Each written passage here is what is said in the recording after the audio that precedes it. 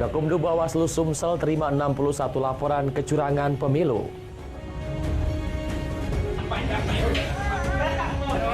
Oknum guru SMP negeri di Tanjung Lubuk cabuli muridnya. 70 rumah di Baturaja Oku akan dibedah.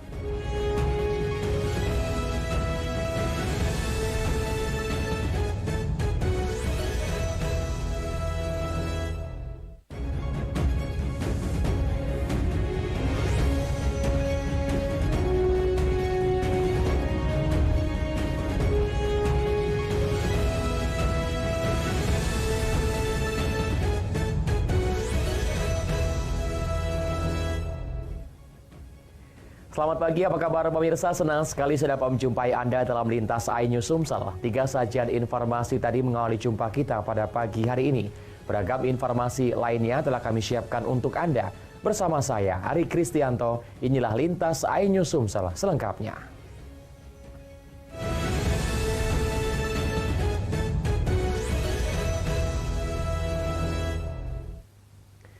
Kita awali informasi pagi ini, pemirsa, buntut adanya dugaan manipolitik yang dilakukan oleh oknum caleg DPRD Kabupaten di Kabupaten Oki. Warga melakukan demo di kantor Bawaslu Oki. Warga mendesak agar oknum caleg yang melakukan kecurangan didiskualifikasi. Untuk Bapak pihak kepolisian, Kantor Bawaslu Kabupaten Ogan Komering Ilir didemo warga yang minta dugaan caleg melakukan politik uang di Dapil 8 Oki ditanggapi oleh Bawaslu. Masa mendesak Badan Pengawas Pemilu ini untuk mengusut tuntas dugaan manipolitik yang dilakukan oleh oknum caleg dari Partai Demokrat yang videonya viral dan menjadi bahan perbincangan banyak di jagat maya.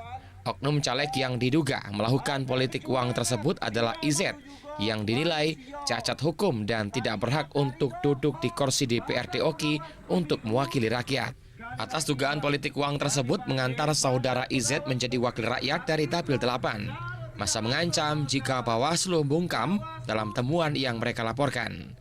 Menyikapi aksi massa itu, Ketua Bawaslu Oki, Romi, meminta masyarakat untuk bersabar karena semuanya butuh proses.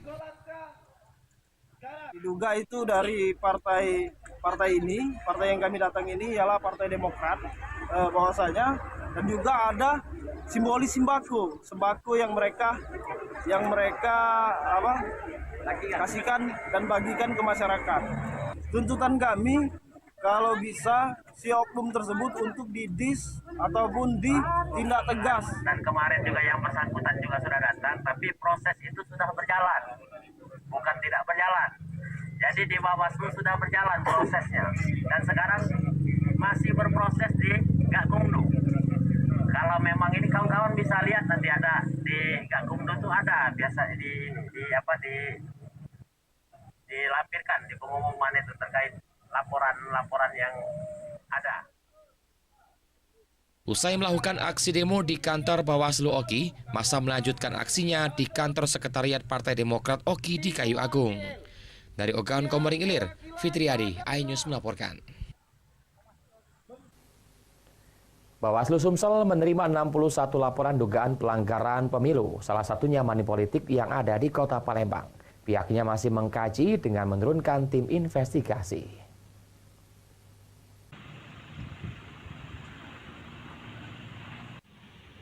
2 hari setelah pencoblosan, Bawaslu Sumsel menerima 61 laporan dugaan pelanggaran pemilu di 4 wilayah, masing-masing di Kota Palembang, Musirawas Utara, Musi Banyuasin, dan 4 Lawang, Sumatera Selatan. Terkait laporan yang masuk melalui sentra Gakumdu itu, Bawaslu Sumsel telah menerjunkan tim investigasi untuk proses pengkajian yang dilanjutkan dengan pemberian sanksi. Bawaslu Sumsel menerangkan pelanggaran terbanyak dalam bentuk etik dan administrasi serta beberapa tindak pidana. Seperti di Kota Palembang, pihaknya menerima laporan dugaan pelanggaran manipolitik atau politik uang saat hari pencoblosan pada tanggal 14 Februari kemarin. Serta ada 1 TPS yang rencananya akan dilakukan pemungutan suara lanjutan karena surat suara tidak lengkap. Selanjutnya, terkait dugaan pelanggaran pemilih yang mencoblos 2 kali di Muratara dan di Musi Banyuasin. Pelaksanaan pemilu itu sudah 61 laporan yang sudah masuk. Terakhir kemarin di Bawaslu provinsi juga ada dugaan money politik yang dilaporkan oleh masyarakat pada hari pemungutan suara. Politik daerah mana itu Pak? Di Palembang. Oh di Palembang. Palembang. Palembang Pak? Ya di Palembang. Kemudian untuk tindak pidana ya yang dilaporkan kemarin dugaan mencoblos 2 kali di Musirawas Utara. Sempat ramai di media sosial, surat suara di TPS yang ada di Kabupaten Pathlawang telah tercoblos. Dugaan ini masih dalam pemeriksaan karena dari keterangan petugas saat pencoblosan jumlah pemilih tidak disaksikan oleh saksi dan pengawas. Dari Palembang, Guntur, iNews melaporkan. Sementara itu, diduga banyak kecurangan dan pelanggaran pada pemilu 2024, terutama hasil rekap suara. Masyarakat mendatangi kantor sentra Gakumdu Bawaslu Ogan Komering Ilir untuk mengusut tuntas pelaku pelanggaran.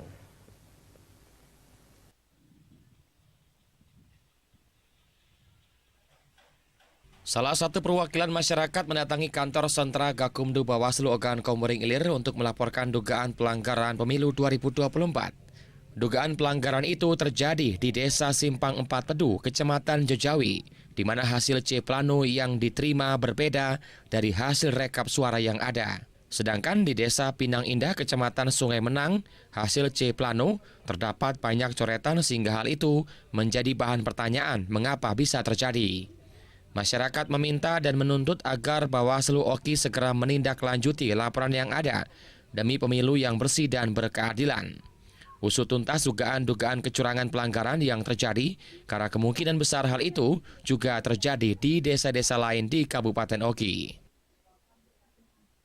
Dugaan pelanggaran pemilu itu yang pastinya dari hasil C Plano yang saya dapatkan berdasarkan data yang saya terima. Itu terjadi kejanggalan dari hasil penghitungan yang ada di C Planonya. Kalau di Desa Simpang 4, kalau yang di Desa Pinang Indah itu ditemukan adanya banyak coretan di salah satu plano milik salah satu partai. Pelanggaran pemilu di Kabupaten Oki sangat banyak terjadi. Namun sejauh ini pihak Bawaslu Ogan Komering Ilir mengaku belum menerima laporan seperti video viral caleg yang bagi-bagikan uang dan sembako. Dari Ogan Komering Ilir, Fitriadi, iNews melaporkan. Beralih ke informasi lainnya, sebanyak 8.000 lebih rumah se-Sumatera Selatan akan menjadi sasaran gerakan bedah rumah dan pembangunan sanitasi serentak. Gerakan ini diharapkan menekan angka prevalensi stunting di wilayah Sumatera Selatan.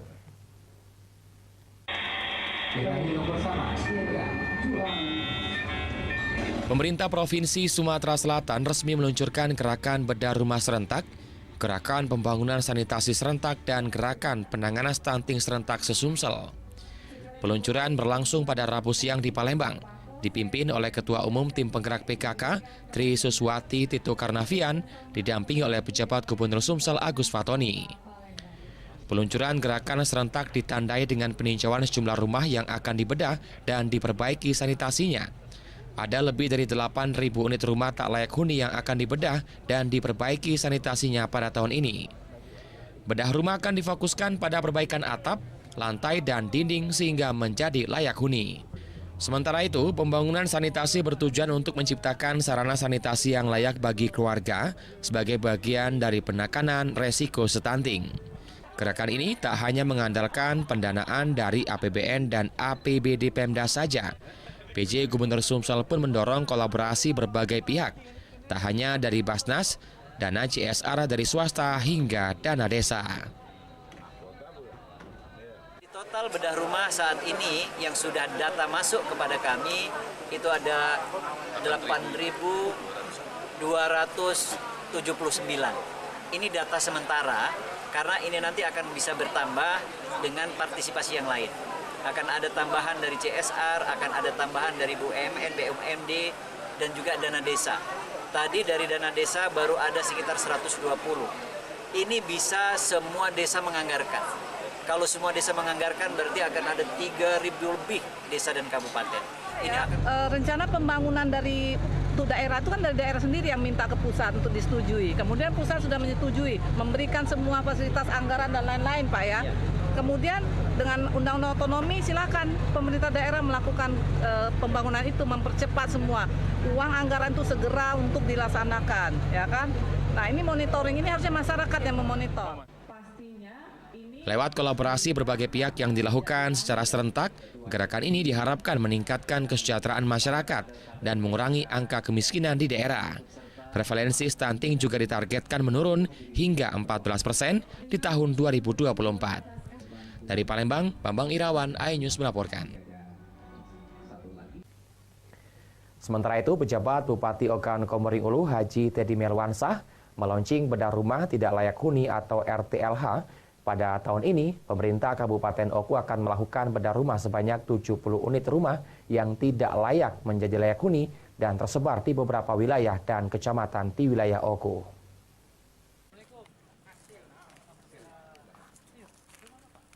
Sebanyak 70 rumah tak layak huni akan dibedah oleh pemerintah Kabupaten Ogan Komering Ulu. Tak hanya itu, pemerintah kabupaten juga akan menyalurkan sebanyak 100 unit sanitasi. Hal itu ditandai pada Rabu oleh pejabat Bupati Oku Haji Teddy Melwansah yang melakukan peletakan batu pertama secara simbolis bagi penerima manfaat di RT 06, RW 02, Rajawali 2, Kelurahan Sekarjaya, Kecamatan Batu Raja Timur.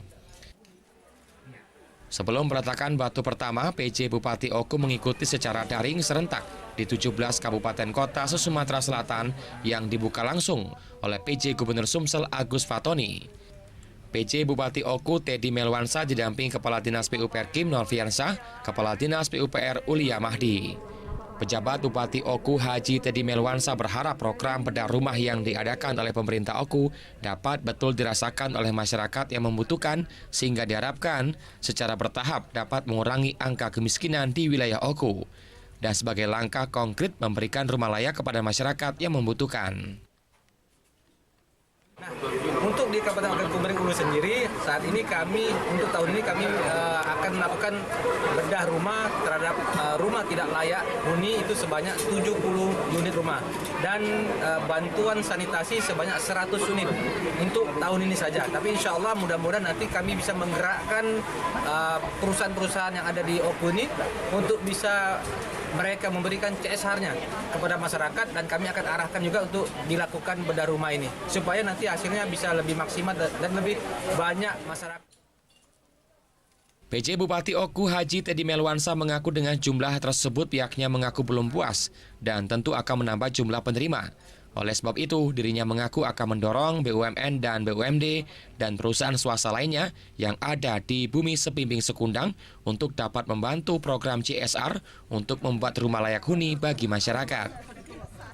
Dengan begitu, jelas Teddy, pemerintah tidak sendiri untuk bersama-sama mensejahterakan rakyat dan memberikan rumah layak huni kepada masyarakat yang membutuhkan di Kabupaten Oku. Dirinya berkomitmen ke depan akan banyak lagi program bedah rumah serta bantuan sosial lainnya yang langsung dirasakan oleh warga Oku. Dari Ogan Komering Ulu, Widori Agustino, iNews melaporkan. Pemirsa, usai jeda kami akan segera kembali dengan informasi pelaku curanmor gasak 2 motor dalam 1 TKP. Tetaplah bersama kami.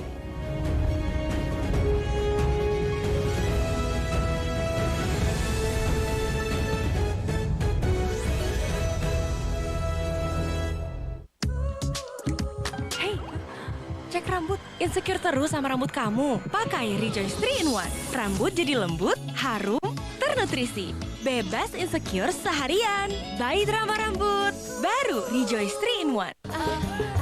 Kontes Primadona Pantura live di MNC TV. New Honda Stylo 160. Matic 160cc, premium fashionable pertama di Indonesia. Fashion meets power. New Honda Stylo 160. Family 100 di MNC TV. Masih rontok, gimana dong? Pakai Pantene baru, formula dengan mikroprovitamin yang meresap, rambut lebih kuat dari dalam, hingga 10 kali lebih kuat lawan rontok.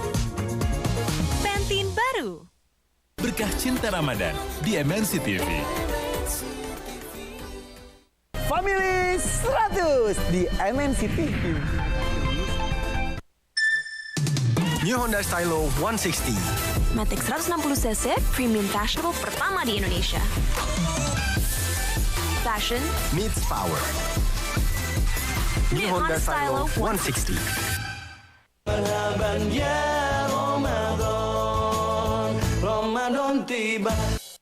Inilah primadona yang berhasil bertahan di kontes primadona Pantura. Fazria Sidoarjo. Ayo dukung jagoanmu agar bisa melaju ke babak selanjutnya. Kontes primadona Pantura live di MNC TV. Jadi disco karena ketombe basah? Masalahnya bukan di permukaan aja. Move on ke Head & Shoulders baru. Masuk hingga ke 5 lapisan. Kalahkan ketombe basah dan gatal. Head & Shoulders. Kontes primadona Pantura live di MNC TV. Karena ada hambatan di jalan. Kadang gara-gara nolong orang, malah dia yang dapat masalah. Kontes primadona Pantura live di MNC TV. New Honda Stylo 160. Matic 160cc, premium fashionable pertama di Indonesia. Fashion Meets power. New Honda Stylo 160.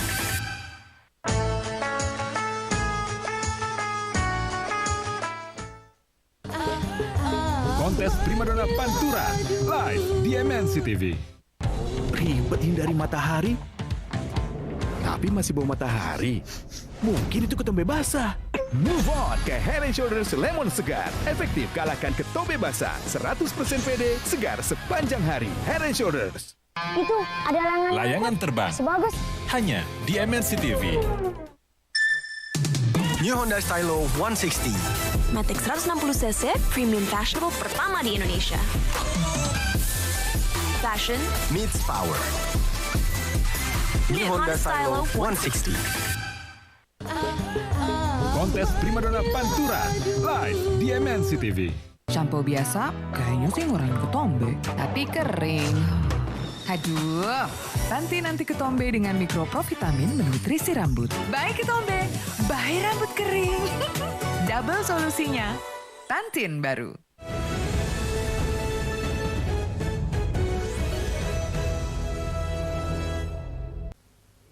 Anda masih bersama kami di Lintas iNews Sumsel. Pemirsa, Malang dialami seorang warga di Kota Palembang lantaran dirinya harus menjadi korban pencurian sepeda motor.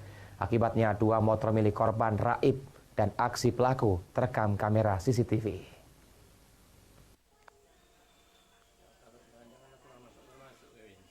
Inilah aksi kawanan pelaku pencurian sepeda motor di Jalan Gubernur Haji Bastari, Kelurahan 15 Ulu, Kecamatan Jakabaring, Palembang saat terekam kamera pengawas CCTV. Dari rekaman CCTV tersebut terlihat pelaku berjumlah 4 ini berbagi peran masing-masing. 2 di antara pelaku bertugas berjaga di luar. Sementara itu 2 pelaku lainnya masuk ke dalam halaman rumah korban dan mengambil 2 sepeda motor milik korban dan penghuni kosan rumah korban. Korban Husnaini berusia 61 tahun baru mengetahui motornya hilang berkisar pada pukul 4 pagi. Setelah melihat pakar dalam kondisi terbuka dan mendapati motor miliknya yang terkunci pengaman itu hilang. Dirinya baru mengetahui motornya dicuri setelah melihat rekaman CCTV. Sore kan sudah masuk semua motor 2 tuh. Nah mobil sini ada 1 kan, sampingnya mobil. Jam berapa kejadian tuh? Kejadian jam, ibu lihat di CCTV 3.24. Subuh itu? Iya subuh. Subuh ya? Motor terus selesainya itu ibu lihat di CCTV 3.38. Ketahunan jam berapa bu ketahunan? Ketahuannya jam 4:02. Itu bu. Ibu melihat CCTV, nah pintu terbuka. Kejadian ini sendiri telah dilaporkan korban ke pihak kepolisian Polrestabes Palembang. Dari Palembang, Muhammad David, iNews melaporkan. Seorang guru P3K di Tanjung Lubuk Oki nyaris diamuk warga lantaran kepergok sedang melakukan tindak asusila terhadap muridnya sendiri. Oleh warga, oknum guru ini digelandang ke kantor polisi setempat.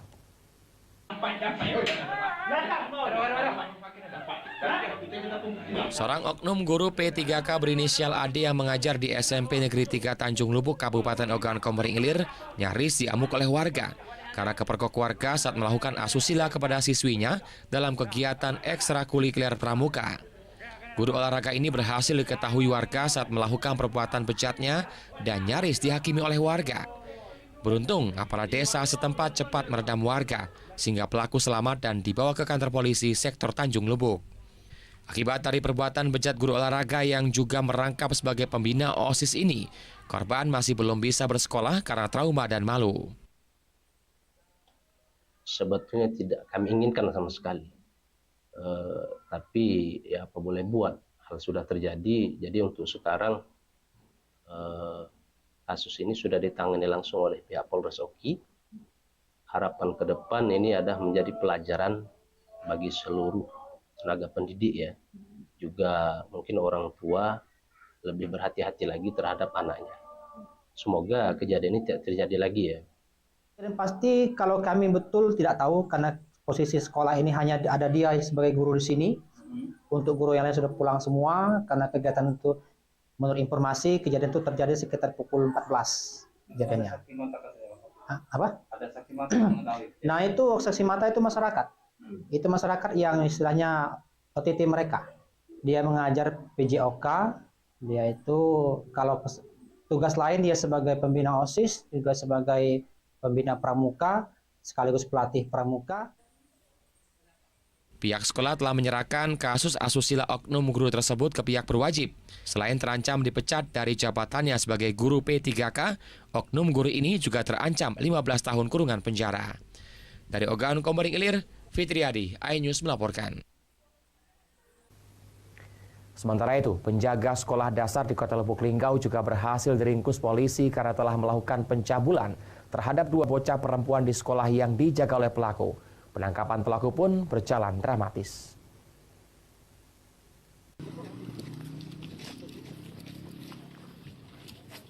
Beginilah aksi dramatis saat petugas kepolisian Satreskrim Polres Lubuk Linggau saat meringkus penjaga sekolah les berusia 36 tahun dalam dugaan pencabulan yang dilakukan oleh pelaku terhadap 2 anak di sekolah yang dijaganya.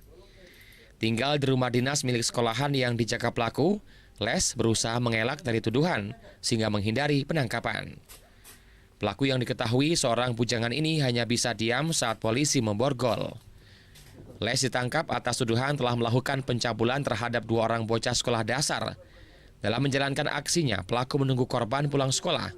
Menunggu di pos penjagaan, korban dipangku oleh pelaku, kemudian korban disuruh menonton film di handphone. AKP Hendrawan Kasat Reskrim Polres Lubuk Linggau menjelaskan aksi pelaku terungkap saat salah satu guru sekolah di tempat SD tersebut melihat korban sedang dipangku oleh pelaku. Pelaku yang merupakan security ataupun satpam dari sekolah mengajak anak-anak itu ke pos. Pada saat di pos, anak-anak ini dibujuk untuk menonton film kartun yang di HP pelaku.